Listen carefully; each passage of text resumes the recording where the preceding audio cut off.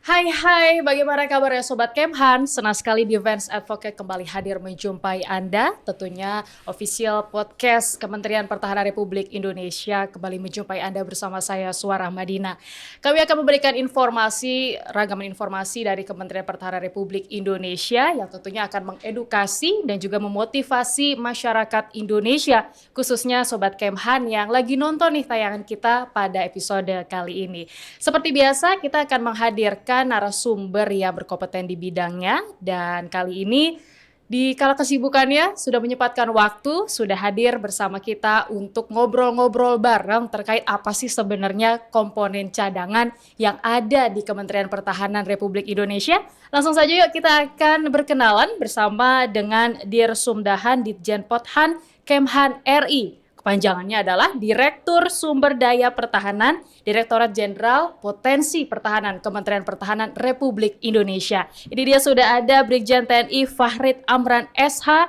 Selamat pagi, Assalamualaikum Pak Fahrid. Selamat pagi, Waalaikumsalam warahmatullahi wabarakatuh. Bagaimana Pak, sehat, semangat? Alhamdulillah, sehat. Alhamdulillah. Tidak terasa ya Pak ya, kita sudah berada di 2022. Betul. Tentu banyak sekali hal-hal kinerja dan juga tugas yang nampaknya sudah mulai berjalan lagi nih Pak. Pak Betul. Fahrid, mengingat dengan adanya mempertahankan suatu negara, tentu harus ada dukungan yang paling penting dari warga Indonesia ya Pak. Jadi bukan hanya dari Kementerian Pertahanan, bukan hanya kementerian terkait ataupun dari beberapa instansi saja, tapi juga harus ada dukungan dari warga Indonesia, salah satunya dengan adanya komponen cadangan yang dihadirkan dari Kemhan RI. Nah, sebelum kita membahas lebih lanjut Pak Fahrid terkait dengan komponen cadangan yang berlangsung di tahun ini, saya mau tanya-tanya dulu sedikit nih profilnya Pak Fahrid, karena biar Sobat Kemhan nanti kalau ketemu di jalan mungkin sama Pak Fahrid, oh ini nih Pak Fahrid nih Dirsumdahan gitu dari Kemhan. Nah, bisa diceritain Pak, bagaimana perjalanan karir yang selama ini sudah dijalani? Silakan. Ya, makasih Mbak. Jadi saya masuk Akademi Militer itu tahun 1989. Kemudian lulus tahun 1992 dengan pangkat Letnan 2. Waktu saya masih perwira pertama, mulai dari letnan sampai kapten itu, saya lama berdinas di Kostrad, khususnya di Brigif Linu 3 di Karyango, Makassar. Kemudian sama seperti dengan perwira lulusan Akmil lainnya, berpindah-pindah tempat dan bermacam-macam jabatan, terutama saya yang strategis seperti Danyon di Solo 413 Kostrad juga, kemudian Dandim di Biak di Papua, kemudian Danbrig saya kembali ke Brigif Linu 3 jadi komandan brigade, kemudian saya sempat ke Seskoat, setelah itu saya pindah ke Kemhan tahun 2017. Nah, berdinas di Kemhan dan di tahun 2020 saya menyandang pangkat Brigadir Jenderal dengan jabatan sebagai Direktur Sumber Daya Pertahanan. Seberapa urgensinya Kak Pak memang demi pembentukan komponen cadangan sebagai bagian dari pembangunan sistem pertahanan negara ini memang begitu penting Pak? Iya, jadi ini semua adalah bersumber dari Undang-Undang Dasar 1945, bahwa Undang-Undang Dasar atau Konstitusi kita itu sudah mengamanatkan bahwa sistem pertahanan kita ini adalah sistem pertahanan keamanan rakyat semesta, di mana dikatakan di situ bahwa dari sisi pertahanan itu adalah TNI sebagai kekuatan utama dan didukung oleh rakyat sebagai kekuatan pendukung. Nah, itu ada di pasal 30 Undang-Undang Dasar 1945. Nah, kemudian dipertegas lagi oleh Undang-Undang Nomor 3 Tahun 2002 tentang pertahanan negara. Di situ dinyatakan bahwa dalam menghadapi ancaman militer itu, TNI sebagai komponen utama diperkuat oleh komponen cadangan dan komponen pendukung. Nah, untuk komponen utamanya TNI ini sudah diatur dalam Undang-Undang 34 tahun 2004. Nah, untuk yang mengatur tentang komponen cadangan dan komponen pendukung ini belum ada pada tahun itu, dan baru disahkan pada tahun 2019. Jadi cukup lama juga betul, ya Pak ya? cukup lama. Memang Kementerian Pertahanan sudah beberapa kali mengajukan undang-undang tentang komponen cadangan, undang-undang komponen pendukung, undang-undang mobilisasi, demobilisasi, tentu melalui beberapa proses yang tidak mudah, sehingga akhirnya dengan disadari bahwa pertahanan negara ini adalah sesuatu hal yang paling penting bagi eksistensi suatu negara, sehingga akhirnya pemerintah bersama dengan DPR menyepakati lahirlah Undang-Undang Nomor 23 tentang pengelolaan sumber daya nasional untuk pertahanan negara, di mana di dalamnya sudah mencakup tentang bela negara, kemudian tentang pengelolaan komponen pendukung, kemudian ada pembentukan komponen cadangan, dan yang terakhir masalah pengerahannya yaitu mobilisasi dan demobilisasi. Baik, jadi memang butuh proses yang panjang sampai Betul. akhirnya disahkan di tahun 2019. 2019. Kenapa sih Pak baru berjalan di tahun 2021 ini komponen cadangan, berarti baru tahun lalu ya Pak ya? Ya, Ya, apa yang menjadi alasan?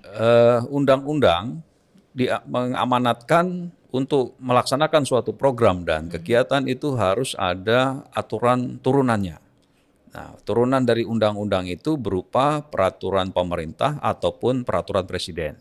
Nah, sehingga kita di Kementerian Pertahanan menyusun konsep yang diajukan kepada pemerintah, dalam hal ini kepada Bapak Presiden, kita menyusun peraturan pemerintah sebagai turunan dari undang-undang ini, sehingga undang-undang ini bisa dilaksanakan. Yaitu peraturan pemerintah akhirnya kita bisa disahkan oleh Bapak Presiden, kita kerjakan dengan stakeholder terkait, itu pada peraturan pemerintah nomor 3 tahun 2021.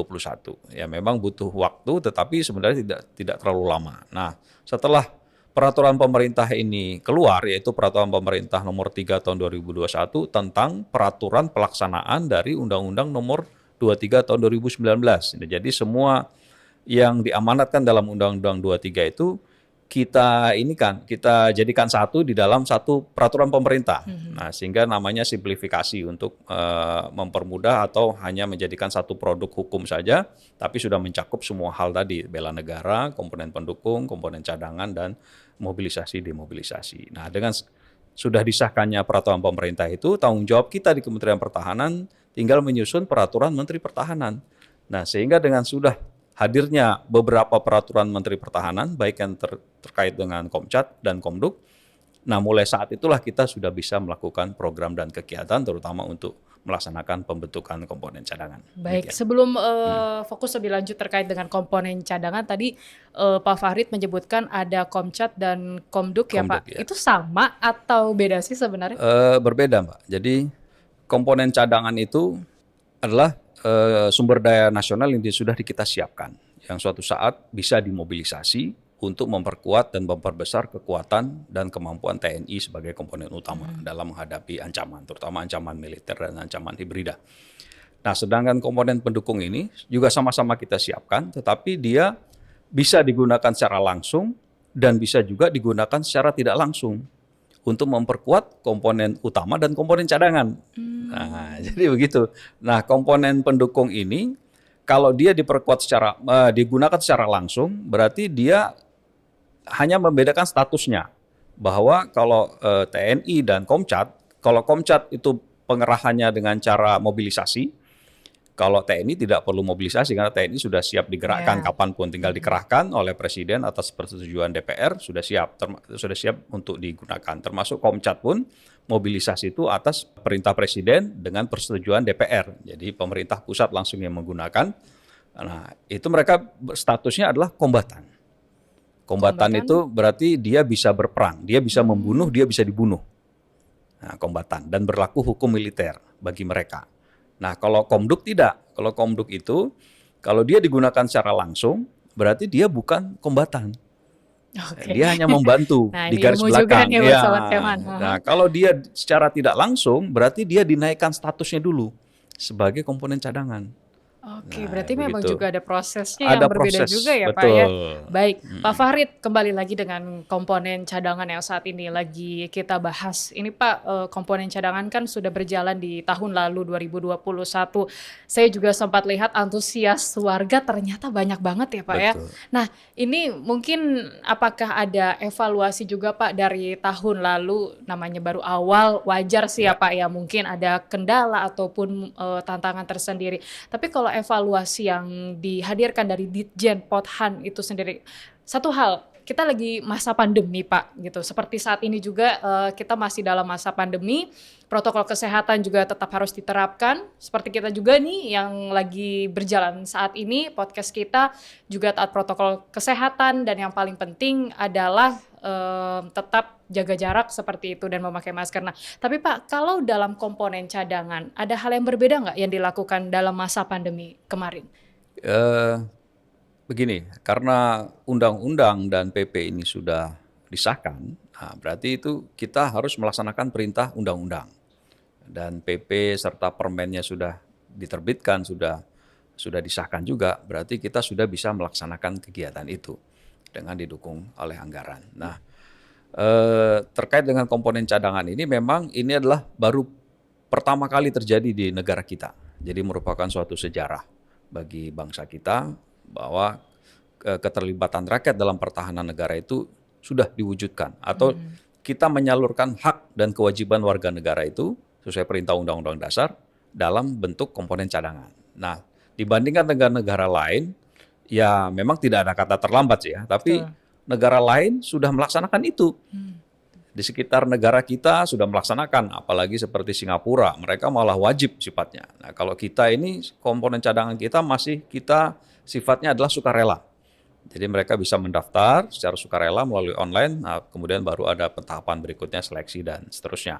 Termasuk negara demokrasi pun, seperti Amerika, itu dia juga sudah punya yang disebut dengan National Guard-nya itu. National Guard yang pada saat pengamanan presiden, pelantikan Presiden Joe Biden itu adalah National Guard, tentara cadangan, karena tentara aktif tidak boleh beroperasi di dalam negerinya. Nah, jadi karena ini merupakan suatu hal yang baru dan bersejarah, sehingga Bapak Presiden sangat berkenan, beliau langsung menetapkan komponen cadangan pada hari Kamis, tanggal 7 Oktober 2021 yang lalu di Batu Jajar, Bandung.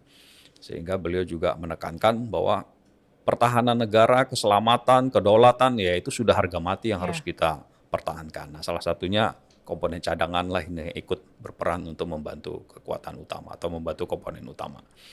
Nah, selama pendidikan memang pelaksanaan Komcat sendiri ya kita akui karena sekali lagi sudah saya sampaikan tadi, karena ini adalah hal yang pertama sehingga baik kita selaku ya yang melaksanakan program atau membuat perencanaan dan lembaga-lembaga latihan di Rindam TNI Angkatan Darat itu sebagai penyelenggara ya tentu karena ini hal pertama tentu banyak kekurangan ya itu suatu hal yang wajar.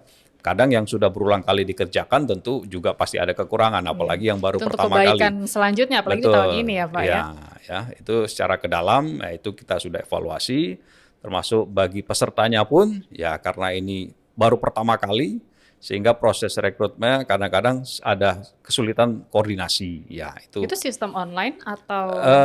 Dari pertama kita sudah menggunakan sistem online, walaupun ada juga yang mendaftar secara langsung di Korem atau Kodim terdekat. Oke, ditahan dulu Pak untuk cara pendaftarannya ini biar Sobat Kemhan juga makin penasaran gitu. Baik. Pak, tapi yang bikin selalu bertanya-tanya gitu ya Pak, sebenarnya komponen cadangan ini bukan wajib militer kan ya? Atau seperti apa? Ya, betul. Jadi setiap negara punya sistemnya masing-masing ya. Amerika punya, Filipina punya, Korea punya sistem berbeda, Cina juga punya, Singapura juga punya sistem berbeda, kita pun juga punya sistem berbeda. Dan sistem kita itu sudah kita atur di Undang-Undang 23 ini. Bahwa pendaftaran komponen cadangan itu dilakukan secara sukarela oleh warga negara yang berumur antara 18 sampai 35 tahun. Nah, buat yang generasi muda nih, pas. Lanjut Pak. Betul. Nah, kemudian setelah mereka melakukan pendaftaran, pendaftarannya kita buka secara online. Online itu melalui website komcat.kemhan.go.id. atau ke nomor WA 0899 017 0845. Nah, itu juga bisa jadi secara online karena memang kita yakin anak-anak muda kita sekarang ini kan rata-rata sudah tidak gagap Ya, teknologi nih, rata-rata semua sudah punya megang HP, gadget, Pak. punya gadget. Jadi mudah-mudahan bisa mendaftar secara online. Karena nanti di dalam online ini kita sudah mulai menyeleksi siapa yang akan kita panggil untuk melaksanakan seleksi secara fisik. Oh gitu, Iya, jadi bisa di awal lebih dulu? ya kita ini lebih dulu, kita seleksi lebih dulu di dalam online. Setelah itu kita panggil mereka yang memenuhi syarat untuk melaksanakan seleksi secara fisik. Ada 2 seleksi administrasi karena dia harus melengkapi persyaratan administrasinya berupa fotokopi. Kalau yang asli mungkin surat kelakuan baik ya kan. Baru setelah lengkap administrasinya, baru kita seleksi kompetensi. Itu di website tersebut ada syarat-syarat yang harus dibawa dan dilampirkan kan, Pak? Iya, betul. Oke. Di website itu malah sudah kita, kalau bisa mereka upload, tapi kalau belum di-upload tidak masalah. Yang penting persyaratannya sudah kita masukkan semua di dalam website. Sehingga mereka bisa baca apa saja menjadi persyaratan untuk mengikuti pelatihan dasar militer untuk anggota Komcat. Gitu. Baik. Nah, Pak Farid, ini juga sebenarnya tadi kan kalau untuk kalangan umur gitu tergolong yang masih muda-muda lah, 18 sampai berapa tahun tadi, Pak? 35. 35 seperti itu. Tapi untuk jabatan misalnya, Pak, itu kalau mereka mau sambil kerja atau Iya. mereka wanita, Iya. wanita ya, Pak ya? Iya. Wanita boleh juga dong, Pak? Saya boleh ikut juga, Pak? Iya, boleh Mbak. Oke. Misalnya, silakan. Jadi memang tahun lalu, sementara kita tahun lalu belum menerima wanita tahun lalu. Ya, karena mungkin kita menyadari kesiapan dari tempat latihan mungkin belum siap kalau ada wanitanya kan begitu. Nah, jadi tahun ini kita tetap membuka, tetapi tetap nanti keputusan ada di Bapak Menteri, apakah tetap kita terima. Tapi untuk pendaftaran silakan. Profesi apapun, Pak? Profesi apapun. Karena begini, sesuai dengan peraturan perundangan yang sudah berlaku ini, bagi mereka yang bekerja, Mbak, baik di negeri ataupun swasta ataupun pekerja apapun, itu pihak tempat dia bekerja, baik itu mungkin di tempat negeri atau di swasta atau dimanapun, itu tidak boleh memberhentikan selama mereka mengikuti latihan dasar militer. Oh, katakanlah harus cuti atau Ya, izin harus gitu cuti ya? atau izin. Nah, jadi salah satu persyaratan yang kita minta juga di dalam pendaftaran online itu ada surat izin dari pimpinan tempat mereka bekerja. Dan di dalam undang-undang itu sudah dijelaskan bahwa mereka selama latihan dasar militer tidak boleh diberhentikan hak ketenaga kerjaannya.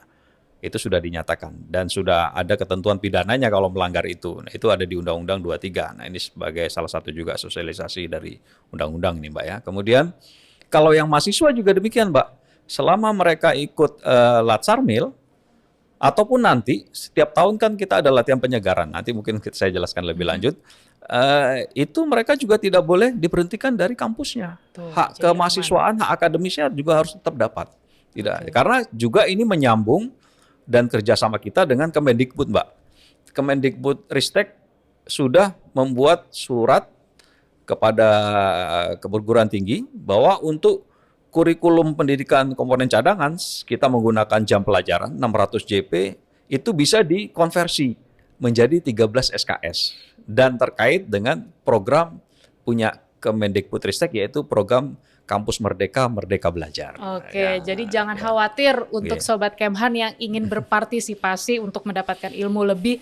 Kan ini demi membela negara ya, Betul, Pak ya. Apalagi untuk mendapatkan perlindungan diri juga, bukan hanya bangsa juga ya Pak ya, tapi dari diri sendiri kita juga udah bisa belajar nih melalui komponen cadangan ini. Nah, ngomong-ngomong Pak, komponen cadangan prosesnya seperti apa sih kalau seandainya mereka sudah melalui tahap penyeleksian dan di dalamnya apa saja ilmu yang bisa mereka dapat? Ya, ini. Jadi komponen cadangan ini sangat bermanfaat bagi diri sendiri pasti ya. Yang sebagai calon maupun nanti dia kalau lulus ikut Latsarmil. Tapi bagi perusahaan juga bagus, bermanfaat bahwa mereka bisa menjadi leader-leadernya yang sebagai contoh kedisiplinan, ya loyalitas itu bisa dijadikan contoh.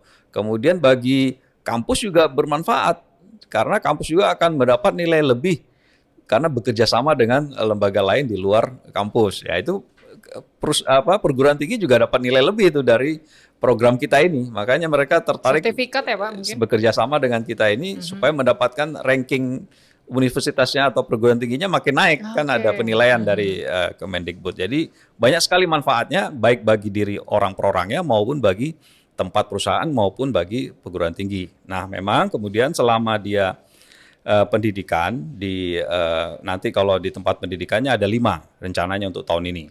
Yang pertama untuk Angkatan Darat kita menerima 1.500, untuk Angkatan Laut kita menerima 500, untuk Angkatan Udara kita menerima 500. Jadi jumlah totalnya tahun ini kita menerima 2.500 untuk pendaftaran komponen cadangan yang akan kita didik. Hanya Angkatan Darat kalau saja tahun ya lalu Pak, khusus salah, Angkatan Darat, karena ini baru pertama sehingga kita harus menata dulu. Nah, kalau sudah berjalan baik, baru kita bisa terima untuk pendaftaran bagi matra Angkatan Laut maupun Angkatan Udara. Memang tetap Angkatan Darat yang lebih banyak, 1.500 ada di 3 tempat. Walaupun nanti yang diseleksi harus lebih dari itu. Ya, karena yang diseleksi misalnya diterima di tiap tempat itu 500, yang diseleksi nanti 750. Oh, tetap harus ada penyeleksian. Ada penyeleksian, sehingga nanti kita bisa mendapatkan 500 orang yang terbaik lah. Nah, untuk yang jadi terbaik itu gimana Pak caranya? Jadi begitu pendaftar secara online dengan memasukkan sebagian, kalau tidak bisa semuanya ya mungkin sebagian dia masukkan, di-upload di tempat pendaftaran online itu di websitenya. Setelah itu kita seleksi administrasi secara online, kemudian akan kita panggil nanti yang memenuhi syarat, kita panggil sebanyak 750 tiap tempat. Sekali lagi tadi saya bilang untuk Angkatan Darat ada di Sumatera Selatan, di kemudian di Kalimantan Selatan dan Timur, kemudian di Sulawesi Selatan, itu Angkatan Darat, Matra Darat. Kalau untuk lautnya ada di Surabaya, di Kodikmar Gunung Sari. Kemudian untuk Angkatan Udaranya ada di Lanut Hussein di Bandung.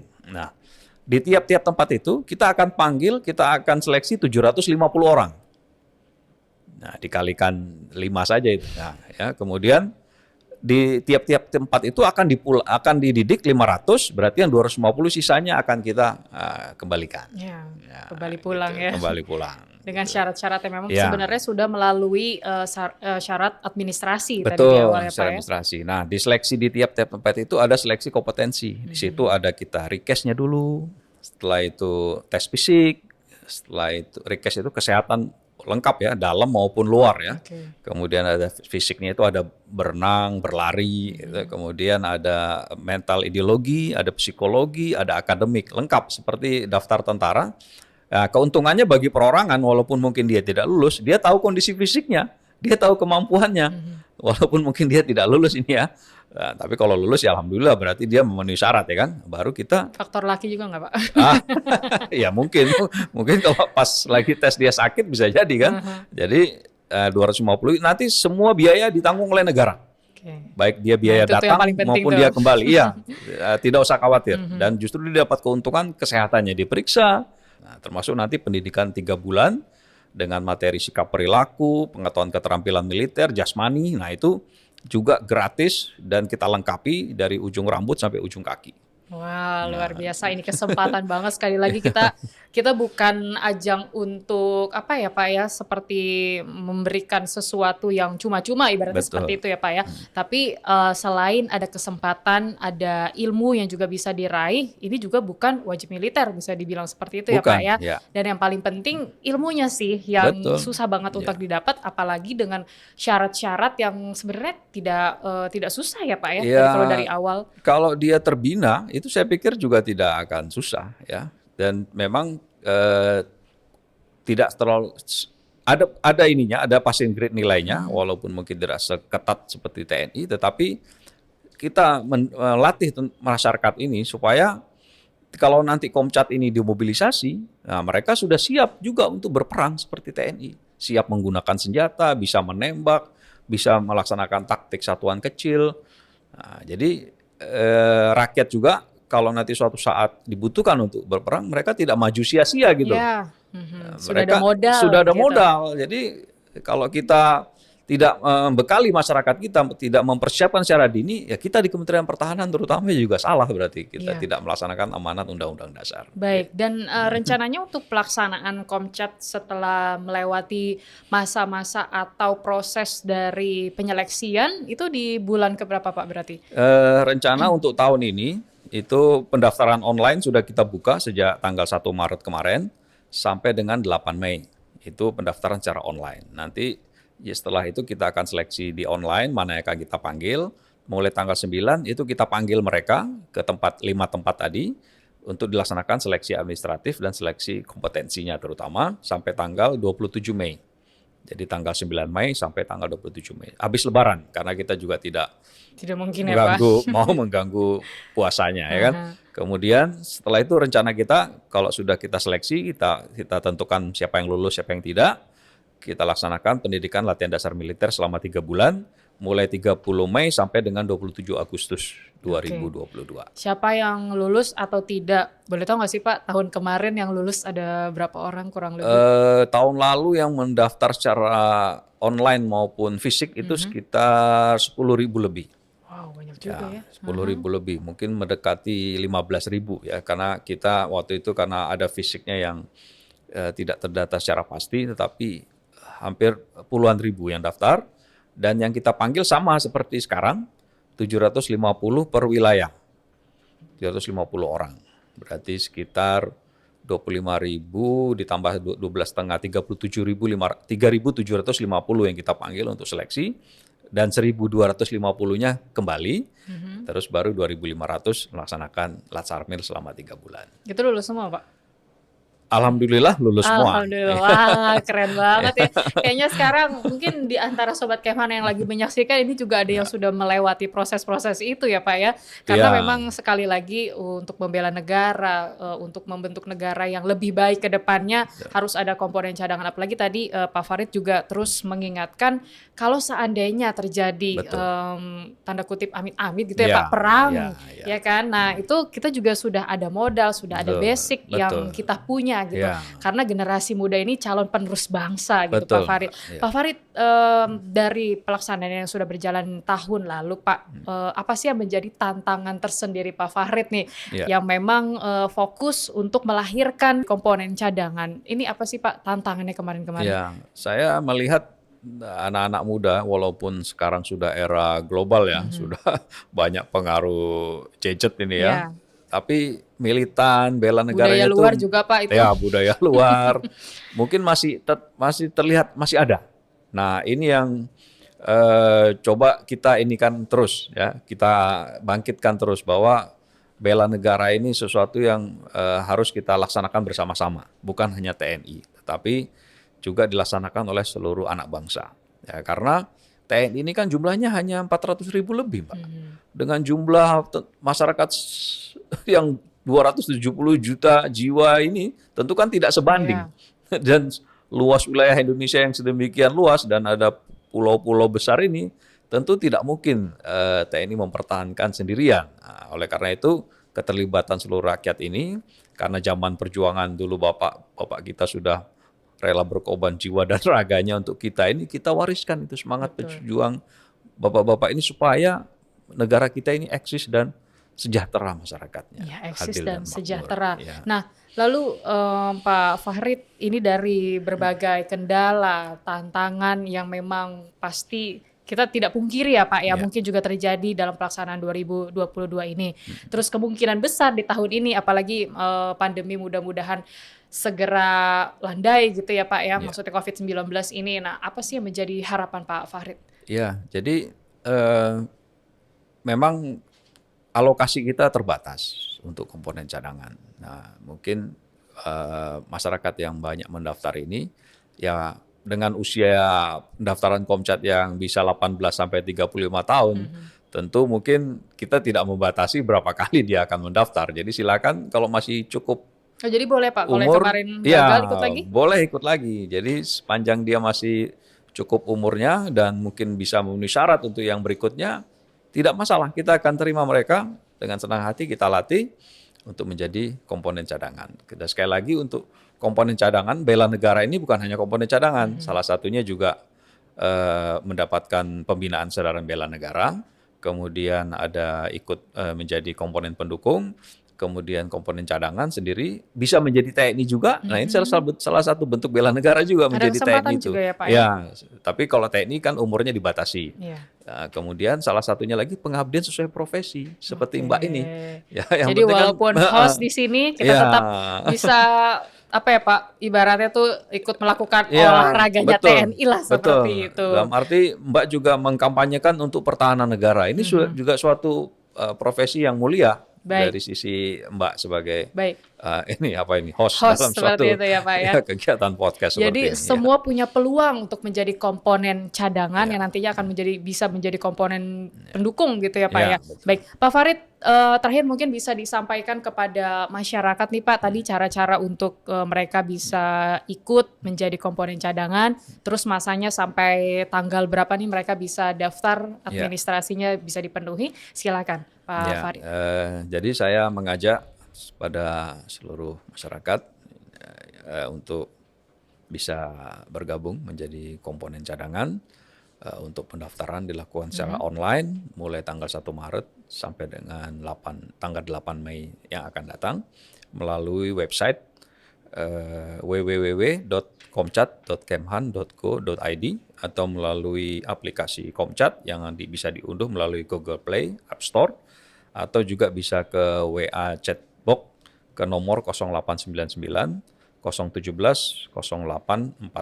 Nah, nanti silakan dibuka websitenya, di situ nanti akan ditampilkan apa itu Komcat, akan dijelaskan dalam bentuk video malah. Jadi biar lebih jelas. Nah, kemudian apa persyaratannya segala macam sudah ada di website itu dan pilihan materanya juga sudah ada di website tersebut. Tinggal nanti komcat.go.kemhan.go.id. Setidaknya itu saja dulu ya Pak ya yang bisa didapatkan informasi apabila Sobat Kemhan atau mungkin warga Indonesia dimanapun di daerah terpencil ya Pak ya yang punya kompeten atau punya kualitas diri gitu, merasa cocok nih kayaknya saya untuk menjadi komponen cadangan untuk membantu membela negara Indonesia. Jangan khawatir, jangan takut, dan yang paling penting punya kesempatan, doa juga yang paling penting ya Pak ya, untuk bisa mendapatkan kelancaran dan juga keberkahan dari Allah Subhanahu wa taala. Baik, Pak Farid, terima kasih sudah menyempatkan waktunya. Ini kita berbagi ilmu, berbagi informasi terkait dengan komponen cadangan yang dihadirkan dalam